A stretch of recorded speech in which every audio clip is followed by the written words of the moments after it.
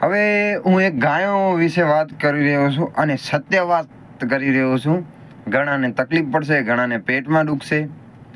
હવે વાત રહી છે કે ગૌચર જમીનો માણસોએ ખેડી નાખ્યો છે.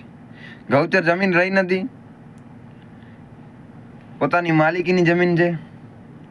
હવે ગાયો ખેતરમાં જાય છે એટલે લાઠી મારે ને ભગાડે. પછી ગાયો આવે રસ્તા ઉપર આવે તો એને ગમતું નથી કે ગાયો રસ્તા ઉપર પણ ન આવી જોઈએ. ગાયો ખેતરમાં નહીં, સીમ તો રહી નથી, સીમ તો ખેડી નાખી છે. હવે ગાયો સીમમાં પણ ન જોઈએ, સીમ અમારા બાપની છે. ગાયો રસ્તા ઉપર પણ ન આવી જોઈએ, રસ્તો તમારા બાપનો છે. હા, પછી રહ્યો શું તો શહેર રહ્યો. તો શહેરમાં ગાયોનું પેટ ભરી શકે છે. કેમ કે જે હેઠવાળો ચાડીમાં મૂકે છે, ગાયો ખાઈને પોતાનું પેટ ગુજરાન કરે છે. અમારો ગામડો છે તો અમારા ગામડામાં મેં જોયા છે. અમારા ગામડામાં શિયાળામાં ઘણી ગાયો ભૂખ્યા પેટે મરી છે. મેં મારી નજર સામે જોયું છે. તો હવે એમને શહેરમાં પણ ગાયો નથી જોઈતી. નગરપાલિકા વાળા ને કહીને ગાયોને કટાવે છે કે શહેર ગાયો મુક્ત હોવું જોઈએ. મુંબઈમાં એક પણ જગ્યાએ ગાય નથી. મુંબઈમાં હું હમણાં ગયો તો જોયો ક્યાં ગાય ન મળી. અને માણસોને જોઈતી નથી ગાય, પણ ગાયનું દૂધ જોઈએ હો. તો શરમ વગર ના આવો. ગાય તમને જોઈતી નથી તો ગાયનું દૂધ શું કામ પીઓ છો? ગાયનું દૂધ જોઈએ શહેરમાં, પણ ગાય ન જોઈએ. હવે હું એ ભૂંડાઓને પ્રશ્ન પૂછવા માંગુ છું કે તમને સીમમાં ગાય નથી જોઈતી, સીમ તમારે બાપને થઈ ગઈ, તમે ખેડી નાખ્યો. હલો, રસ્તો તમારા બાપનો છે, રસ્તામાં તમને ગાય નથી જોઈતી, શહેરમાં તમને ગાય નથી જોઈતી. તો ગાય જાય તો જાય ક્યાં? તો ભૂંડાઓ, તમે દૂધ શું કામ જોઈએ છે? ઘડી હાલો ચાય પીવા, આનું દૂધ જોઈએ. પછી એક વાત એમ કરું છું કે પોતાના સ્વાર્થ માટે ગાયો ઉપર બલાત્કાર થાય છે. કેવી રીતે? ઇન્જેક્શન મારીને પાછળથી ગાયોને ઇન્જેક્શન દઈ અને એને ગર્ભવતી કરવામાં આવે છે. આ બલાત્કાર નથી થતું?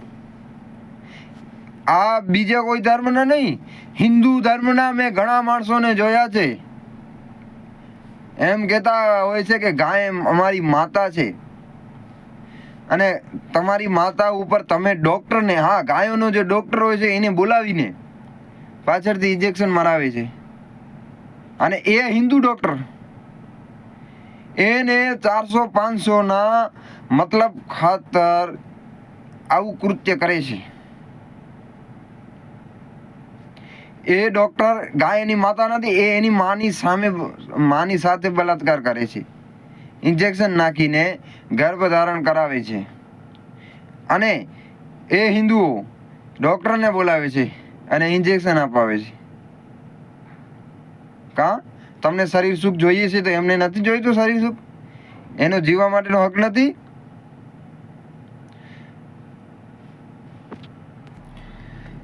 શું હું એમ પ્રશ્ન પૂછવા માંગુ છું કે શું આ ધરતી સિર્ફ માનવો માટે છે? માનવાના બાપુની છે? આ ધરતી, આ પ્રકૃતિ બધાને સરખી છે, બધાને સમાન છે. કૂતરો હોય, મુર્ગો હોય, ગાય હોય, બકરી હોય, સાવજ હોય કે મનુષ્ય હોય, બધાને સરખી હોય. પણ મનુષ્ય એક એવી વસ્તુ છે કે એ રોજ ભરપેટે ભોજન ખાય છે, કોઈ દિવસ ભૂખ્યો રહેતો નથી. પણ એમનું મન ભૂખ્યો રહે છે, ભરાતું નથી. અને એના મનના કારણે ઘણા બધા જીવોને હેરાન પરેશાન અને પ્રકૃતિનો વિનાશ કરવા માટે ચાલી રહ્યો છે અને ઘણી પ્રકૃતિઓને ઘણું નુકસાન કરી નાખ્યું છે.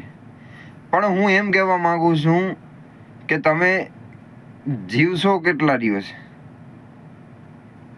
આપણા દાદાઓ બધા મરી ગયા ને, જન્મ્યા અને મરી ગયા. તો એમ કહેવા માંગુ છું કે જીવો અને જીવા દો. તમે એકલા સ્વાર્થ માટે નહીં, તમે જીવો અને બધાને જીવા દો. મુર્ગાઓને જીવા દો, કૂતરાઓને જીવા દો, ગાયો, બકરી, બધા જીવજંતુ જાનવરો છે એને જીવા દો. કારણ કે આ દુનિયામાં આપણે શરીર મળ્યું છે, મનુષ્ય શરીર એક જ વખત 84 લાખ યોની ભટકીને મળ્યું છે. પણ આવું દેહ વરી પાછો ક્યારે મળશે? આ દેહ આપણને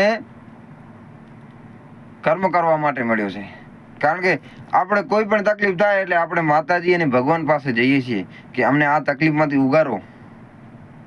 પણ ભગવાન અને માતાજી ઉગારી નથી શકતા, કારણ કે કર્મથી બંધાયેલા હોય છે. પણ આપણે મૂર્ખાઓ ભૂવાનો સહારો લઈએ કે અમને આનાથી ઉગારો, પણ આપણે નહીં ઉગરી શકીએ. કારણ કે કર્મથી તો શ્રી કૃષ્ણ ભગવાન રામ જેવા પણ નથી ઉગરી શક્યા. તો આપણે કઈ ખેતીના મૂડી છે? તો કર્મ એ નથી છોડવાનું. આપણે જે કરશું એ આપણે ભોગવું જ પડશે. અને હું તો એમ કહું છું કે સ્વીકારી લો. તમે જે કર્મો કર્યા છે એ ભોગવવા માટે સ્વીકારી લો. પણ મારી વાત એમ છે કે હું ગાયો માટે એક સત્ય વાત કીધી છે કે ગાયો પોતાના હજી જો ગાયો એનો શું કહેવાય, જે એનો વાછરડો હોય અને કદાચ એને કાંઈ થયું હોય અને મરી ગયો હોય તો પછી ગાય દૂધ ન દે. અમારા કચ્છીમાં કહે કે સાઈ નથી હજી ગાય. તો ગાય દૂધ ના આપે તો પછી એ શું કરે? ડૉક્ટર પાસે ઇન્જેક્શન બોલાવે, ઇન્જેક્શન મંગાવે અને ગાયોમાં ઇન્જેક્શન આપી દે. એટલે ગાયોની બધી નસો ઢીલી કરી નાખે. એવો કેવો ખતરનાક ઇન્જેક્શન હશે કે ગાયો પોતાના દૂધ ખાતર, મતલબ ખાતર ગાયોને ઇન્જેક્શન મારીને રોજ દૂધ લે છે. ગાય હોય કે ભેંસ હોય. અને એવું નથી કે ગરીબ માણસ, કરોડપતિ એ માણસે મેં જોયા છે, એવા દાખલા મેં જોયા છે, એવું કરે છે. પછી બીજી વાત કે હવે ગાય હવે બુઢી થઈ ગઈ, હાલો એને મૂકી આવ પાંજરા પરમાં. અને અમુક માણસો તો એ કહે છે રસો કાઢી નાખો. હવે એ જીવે ખપે મરે, આપણે શું? એવા વ્યક્તિઓ પણ મેં જોયા છે. બીજું કે ગાયમાં જો નાનો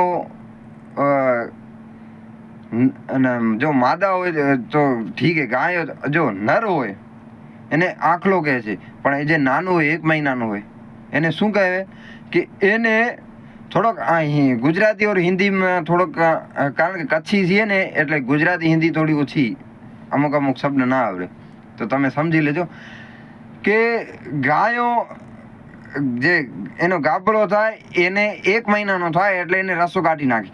હવે લેડીઝો અને પુરુષો પણ આમ કહે છે કે હવે આ શું કામનું આપણે, અને પાંજરા પરમાં આપણે એમને મૂકશું તો ખોટા 1500-2000 રૂપિયા લઈ લેશે. એટલે 1 મહિનાનો થાય એટલે રસો કાઢી નાખવાનો.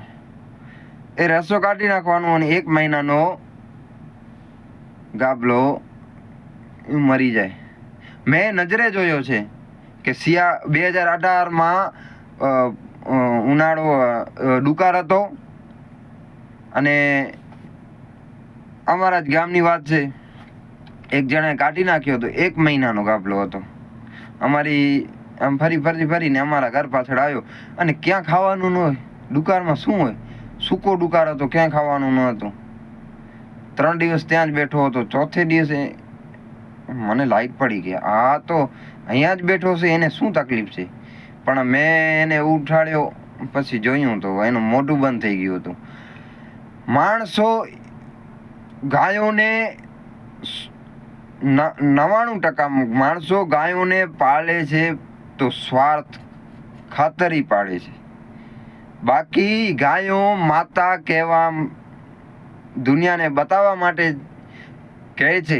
બાકી રિયલમાં આપણે જઈએ તો ગાયને માતા માનનારા કેટલા 100માંથી એકાદ જણો હોય તો ભલે, બાકી 100માંથી 99% ખાલી બોલનારા જ છે ગાયોને માતા માનનારા.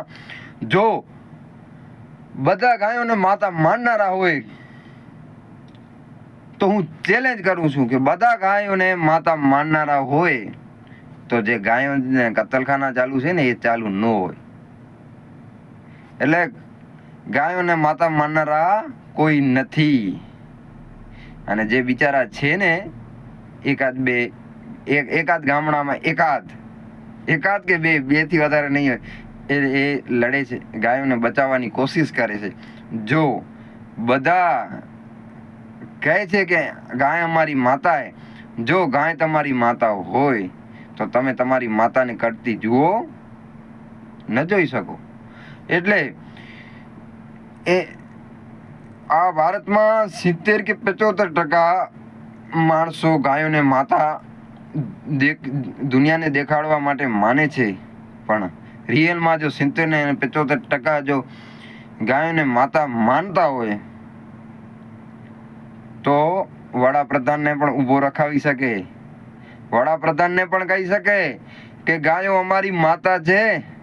આજથી જે 4 મોટા ગાયોના કતલખાના છે, કોલકાતા, બોમ્બે, દિલ્હી, આ 4 ગાયોના કતલખાના બંધ થવા જોઈએ. અને પાંજરાપોળ હજી વધુ ખોલવામાં આવે. અને પાંજરાપોળમાં ગાયોની સારવાર થાય. હજી એક વાત કરું છું કે મેં એવી પાંજરાપોળવાળા વ્યક્તિઓને જોયા છે જે ગાયોનો ડિલિવરી થઈ અને ગાયને લઈ જાય છે, દૂધ દોય છે અને વેચે છે. પછી ગાય દૂધ દેવા બંધ થઈ ગઈ એટલે ગાયને અને ગાયના બેટાને બંનેને છોડી મૂકે છે. આવી પાંજરાપોળવાળા જોયા છે. પછી મેં એવી બે પાંજરાપોળના નામ પણ સાંભળ્યા છે, કારણ કે એની પાસે એના પૂરા સબૂત નથી. મને નામ ખબર છે પણ પૂરા સબૂત હોય તો હું રજૂ કરી શકું અને ફરિયાદ પણ કરી શકું. કારણ કે આ પાંજરાપોળ સબૂત પૂરા નથી આપી શકતી અને પૂરા સબૂત વગર તો આપણે લડી નથી શકતા. ગામવાળા પાંજરાપોળમાં ગાયો ને અને નાના વાછડાઓ મૂકી આવ્યા. પછી આ પાંજરાપોળે 2 વખત ગાયોને કતલખાને મોકલી દીધા. બીજી વાત કે ગાયોના નામે કરોડો રૂપિયા આવે છે પણ પાંજરાપોળમાં પણ ગાયોની સેવા થાય છે પાંજરાપોળમાં. અમુક એવી પાંજરાપોળ બધાની વાત નથી કરતો, કારણ કે અમુક પાંજરાપોળો કરે છે સેવા, પણ બધી પાંજરાપોળો સેવા નથી કરતી. જેમ ભેડ હોય, બકરી હોય, માણસો શું કામ એનું પાલન પોષણ કરે છે કે ભેડ બકરી ચારવાનું, પછી એને વેચવાનું એટલે કતલખાને દેવાનું. કારણ કે ભેડ બકરીનો શું મતલબ છે કે હવે દૂધ તો એનો માણસો પીતા નથી, એટલે ભેડ બકરી વેચવાનું એટલે કતલખાને જાય એટલે માણસોના પેટમાં જાય, રૂપિયા તો જ મળે છે. એનું કામ એ કરે છે. પછી ગાયનું પણ એ જ છે. નાના ગામડાઓમાં કે નાના કતલખાનાઓ ગાયો માટે બંધ છે, પણ મોટા કતલખાનાઓ બંધ કરવાની તેવડ નથી હિન્દુઓમાં